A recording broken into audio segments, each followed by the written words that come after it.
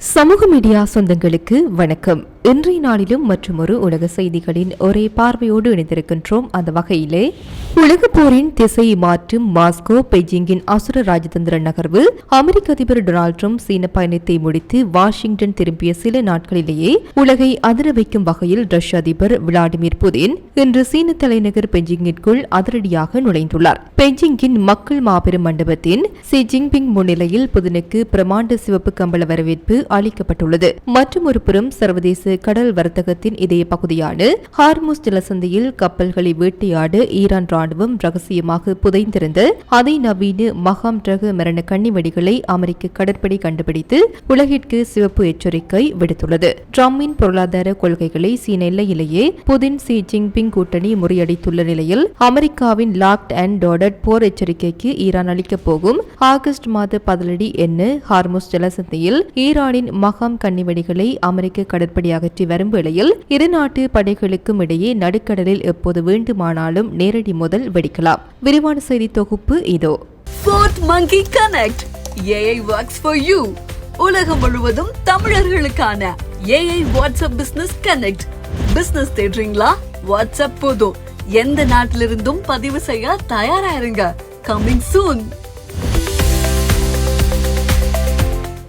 அமெரிக்க அதிபர் Donald Trump பெரிதும் எதிர்பார்க்கப்பட்டு தனது சீன பயணத்தை முடித்துக் கொண்டு வாஷிங்டன் திரும்பிய சில நாட்களிலேயே உலகை அதிர வைக்கும் வகையில் ரஷ்ய அதிபர் விளாடிமிர் புடின் இன்று காலை சீன தலைநகர் பெய்ஜிங்கிற்கு பறந்து வந்துள்ளார். பெய்ஜிங்கின் புகழ்பெற்ற மக்கள் மாபெரும் மண்டபத்தில் ரஷ்ய அதிபர் விளாடிமிர் புடினுக்கும் சீன அதிபர் ஷி ஜின்பிங் முன்னிலையில் முழுமையான அரசு மரியாதைகளுடன் அதிரடி வரவேற்பு அளிக்கப்பட்டது. சீன ராணுவ இசைக்குழுவின் முழங்கல்கள் மற்றும் பிரமாண்ட சிவப்பு கம்பள வரவேற்புடன் பெய்ஜிங்கிற்கு நுழைந்த புதின் ட்ரம்ப் வந்து சென்று சில நாட்களிலேயே ரஷ்யா சீனா இடையேயான அசைக்க முடியாத நெருங்கிய கூட்டணியை உலகிற்கு பறைசாற்றியுள்ளார். சீன மக்களுக்கு புதின் விடுத்துள்ள காணொலி செய்தியில் ரஷ்யா சீனா உறவுகள் முன்னெப்போதும் இல்லாத உச்சத்தை எட்டியுள்ளன. யாருக்கும் எதிராக கூட்டணி அமைக்காமல் உலகளாவிய அமைதியை நிலைநிறுத்தும் முக்கிய பங்கை நாங்கள் வகிக்கின்றோம் என வாஷிங்டனை மறைமுகமாக தாக்கி பேசியுள்ளார். உக்ரைன் போரில் மேற்கத்திய நாடுகள் விதித்த தடைகள் காரணமாக ரஷ்யா ஏற்கனவே சீனா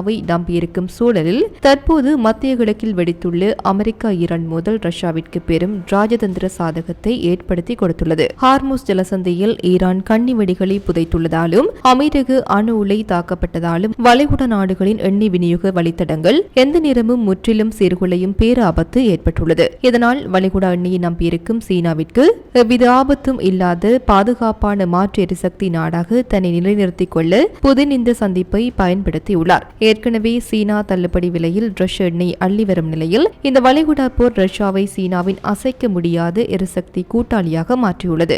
மங்கோலியா வழியாக ரஷ்யாவின் பிரமாண்ட இயற்கை எரிவாயுவை நேரடியாக சீனாவிற்குள் கொண்டுவரும் மெகா எரிவாயு குழாய் திட்டத்திற்கு மீண்டும் உயிர் கொடுத்து அதில் சீனாவை ஒப்பந்தம் செய்ய வைப்பதே புதினின் இந்த அவசர பயணத்தின் முக்கிய இலக்காகும். இதன் மூலம் ட்ரம்பின் பொருளாதார கொள்கைகளை சீன எல்லையிலேயே புதின் முறியடித்துள்ளார். டொனால்ட் ட்ரம்ப் சீனாவிற்கு வந்து பேச்சுவார்த்தை நடத்திவிட்டு போன சில நாட்களிலேயே புதின் அங்கு வந்திருப்பது ட்ரம்ப் அழுத்தங்களுக்கு சீனா பணியாது என்பதை உலகிற்கு தெரிவிக்கும் ஷி ஜின்பிங்கின் தந்திரமான நகர்வாகும்.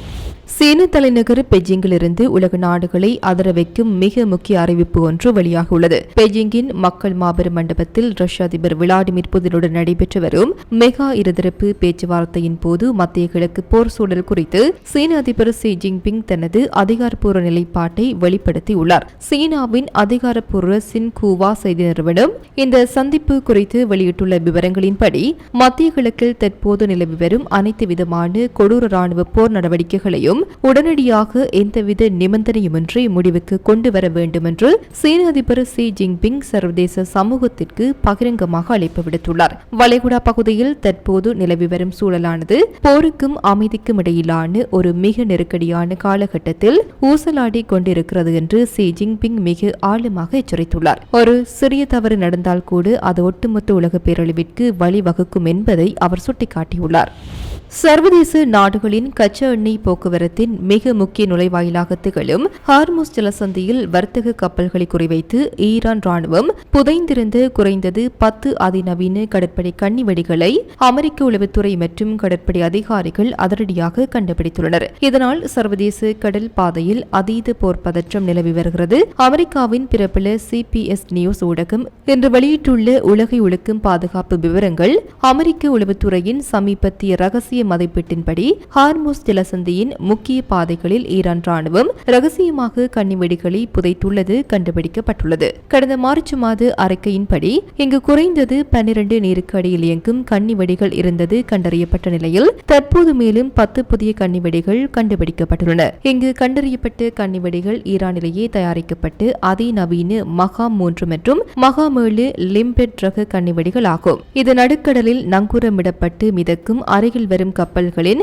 காந்த மற்றும் ஒளி உணரிகளை வைத்து அது என்ன கப்பல் என்று பகுப்பாய்வு செய்து 10 அடிக்குள் வரும்போது அசுர வேகத்தில் பாய்ந்து சென்று கப்பலை தகர்க்கும். இது கடலின் ஆழமான அடிவயிற்றில் தங்கியிருக்கும் ஒரு ஒட்டுமொத்த கண்ணிவெடி ஆகும். நடுத்தர கப்பல்கள் மற்றும் சிறிய நீர்மூழ்கி கப்பல்களை ஒளியின் மூலம் கண்டறிந்து காந்த விசை கொண்டு ஒட்டிக்கொண்டு வெடித்து சிதறும். ஹார்முஸ் ஜலசந்தியில் ஈரான் வைத்துள்ள இந்த மரணப் பொறிகள் காரணமாக சர்வதேச வர்த்தக கப்பல்கள் பயணிக்கும் வழக்கமான பாதை மிகவும் அபாயகரமானது என்று அமெரிக்கா அதிகாரப்பூர்வமாக எச்சரித்துள்ளது. உலக நாடுகளின் எண்ணெய் விநியோகம் பாதிக்கப்படக்கூடாது என்பதற்காக அமெரிக்க கடற்படை கடந்த பல வாரங்களாக தனது அதிநவீன போர்க்கப்பல்கள் மூலம் ஹார்முஸ் ஜலசந்தியில் மாற்று பாதுகாப்பான பாதை ஒன்றை உருவாக்கி அங்கிருந்து கண்ணிவெடிகளை அகற்றும் ஆபத்தான பணியில் ஈடுபட்டு வந்துள்ளது தற்போது வெளிச்சத்திற்கு வந்துள்ளது. இதற்கிடையில் இந்த ஜலசந்தி வழியாக செல்லும் ஒட்டுமொத்த சர்வதேச கப்பல் போக்குவரத்தையும் தங்களது முழு கட்டுப்பாட்டிற்குள் கொண்டு வருவதற்காக எல்லையை பகிர்ந்துள்ள ஓமான் நாட்டுடன் இணைந்து ஒரு புதிய கூட்டு செயல்முறையை உருவாக்கப் போவதாக ஈரான் இந்த வாரம் அதிரடியாக அறிவித்துள்ளது உலக நாடுகளை அதிர்ச்சியடைய வைத்துள்ளது.